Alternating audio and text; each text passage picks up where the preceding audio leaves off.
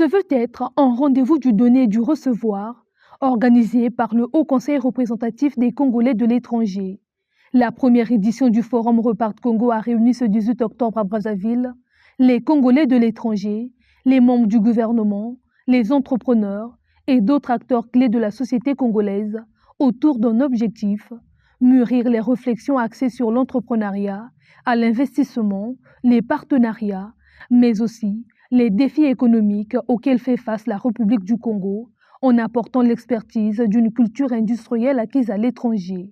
Un rôle crucial comptant assumer pleinement cette partie de la population, représentant 5% du PIB national. Notre objectif principal est de créer des emplois et de générer de la richesse dans notre pays d'origine. Nous visons à diriger les fonds des Congolais de l'étranger vers des investissements productifs et durables. Face à ce besoin, ce Forum Repart Congo nous servira d'établir un cadre de confiance qui garantit la transparence et la fiabilité des investissements des Congolais de l'étranger. Nous souhaitons encourager les Congolais de l'étranger à s'engager pleinement dans le développement économique. S'installer ou investir, l'apport de la diaspora, c'est trouver du financement, apporter des solutions technologiques et des partenaires pour faciliter le développement économique stable et durable pour le Congo, ce qui pourrait améliorer les conditions de vie, établir un cadre de transparence, créer l'emploi tout en générant de la richesse sur le sol national. Des enjeux qui pourront aboutir, entre autres, par la création d'une plateforme regroupant les compétences. L'enjeu de l'événement de Brazzaville, c'était dans un premier temps de pouvoir rassembler ceux qui sont déjà revenus, pour que nous puissions créer une plateforme qui va réunir tous ceux qui ont intérêt à investir sur le continent aussi, mais pour nous, c'est le Congo. Et donc, en créant cette plateforme, nous allons pouvoir mettre à disposition toutes les informations que nous avons entendues ce matin par rapport au cadre législatif en vigueur et aussi sur les dispositifs qui sont là, prévus pour tous ceux qui veulent en tout cas investir au pays. On a beaucoup de Congolais qui sont ingénieurs, qui travaillent dans des grandes entreprises telles que EDF, qui travaillent dans des grandes entreprises d'assainissement, d'hygiène, qui peuvent apporter leur concours en tout cas pour venir aider le Congo.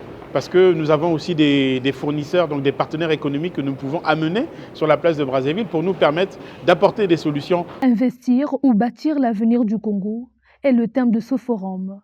Ce défi pour la diaspora nécessite l'instauration d'un climat économique sain et transparent, le partage d'une vision commune pour explorer au mieux le potentiel économique du Congo. Un engagement qui requiert l'apport de tous. Le présent forum est une occasion pour réfléchir ensemble sur le rôle moteur que les Congolais de l'étranger peuvent jouer dans la création d'emplois, l'innovation technologique et la diversification économique. C'est donc une plateforme idéale pour échanger et explorer les opportunités d'investissement existantes dans nos collectivités locales. Il faudra aussi, au sortir de ce forum, véritablement explorer et voir dans quelle mesure les liens peuvent être créés, les partenariats peuvent être noués. Créer un espace d'échange et de collaboration entre la diaspora, les structures étatiques et le secteur privé, la première édition du Forum Repart Congo 2024 a marqué les mémoires.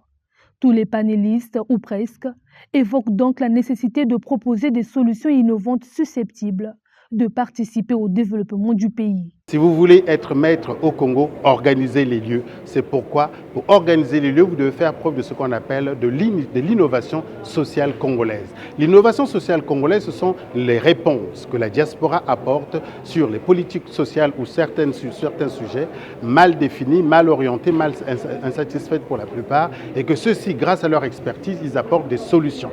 C'est pour ça que nous avons informé que nous sommes arrivés à la à la Commission européenne, nous avons été informés qu'il n'y a pas de consultants sur place. Et que, pareil, dans d'autres structures, qu'il n'y avait pas de consultants au PNUD, au PAM, même dans certains ministères, on se plaint qu'il n'y a pas de consultants. Quelle fut la réponse?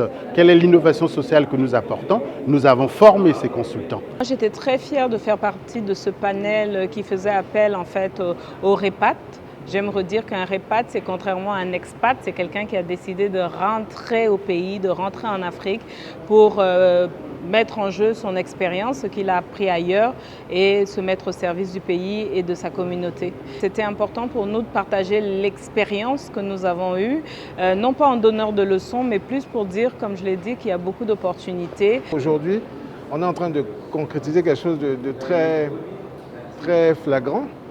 Ça a été appelé depuis longtemps. Aujourd'hui, on a besoin, parce qu'on a besoin de tous les Congolais sur l'extérieur. Il y en a qui n'ont pas nécessairement besoin de retour, tout simplement. Ils veulent honorer leur mère patrie. Et donc, ils veulent donner on va dire, leurs compétences, mettre à contribution leur technologie, leur intelligence. Voilà, il s'agit de ça, le savoir, ils l'ont. On l'a un peu comme ça, c'est disséminé à travers le monde. Et aujourd'hui, maintenant, c'est bien.